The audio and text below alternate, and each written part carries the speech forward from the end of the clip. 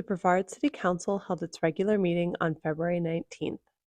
Nicole Bentley, Executive Director of Heart of Brevard, presented the organization's annual report, which included the results of the June 2023 Economic Impact Survey and Needs Survey, the latter of which identified downtown businesses' desire to focus on long-term planning and enhanced maintenance downtown.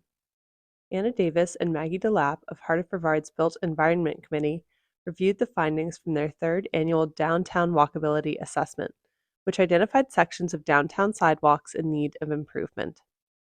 Council members Aaron Baker, Gary Daniel, and Mac Morrow all noted that the results of this assessment reinforce the need to establish stronger, clear lines of communication between the city and utility companies.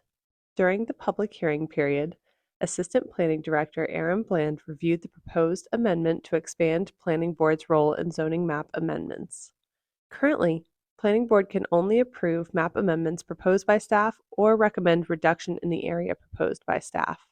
This change would give Planning Board the ability to propose expansions to staff's map amendments and would augment the notification process, requiring the notification of affected property owners when an item comes to Planning Board.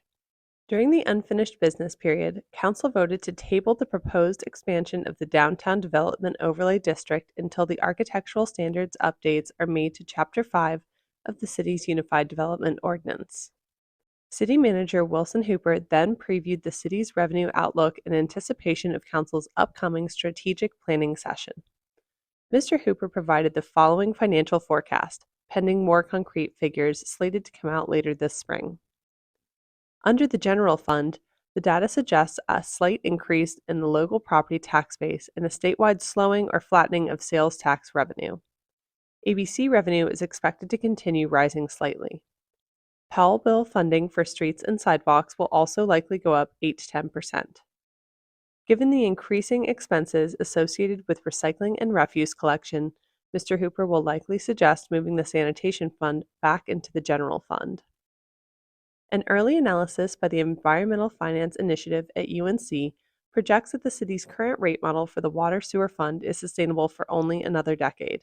Potential new sources of funding include introducing a high-strength waste surcharge, raising fees for special sanitation collections, and increasing the MSD tax. Council then voted to approve the Housing Committee's recommendation to appropriate $50,000 from the city's Housing Trust Fund to pay for professional services to assess the Brevard-Davidson River Presbyterian Church's property and determine whether the development of low to moderate income housing on the site is feasible. Council also voted to pursue the AARP's Age-Friendly Communities designation. Finally, Council voted to approve the designation of Peter Offen as a regular member of the Board of Adjustment and Kevin Jones as an alternate member. During closing remarks, Mr. Baker commented on the positive launch and potential of the newly opened social district. Mr. Morrow says he is excited to see the improvements on Times Arcade Alley coming along smoothly. Council members Gary Daniel, Lauren Wise, and Pamela Holder announced their completion of the Essentials of Municipal Government course. And Mayor Koploff publicized the next Age Event Forum on March 2nd, the Community Garden plot applications on the city's website, and the Meet the Mayor event on February 22nd. Council's strategic planning session will take place on February 29th, and the next regular City Council meeting will be held on March 18th.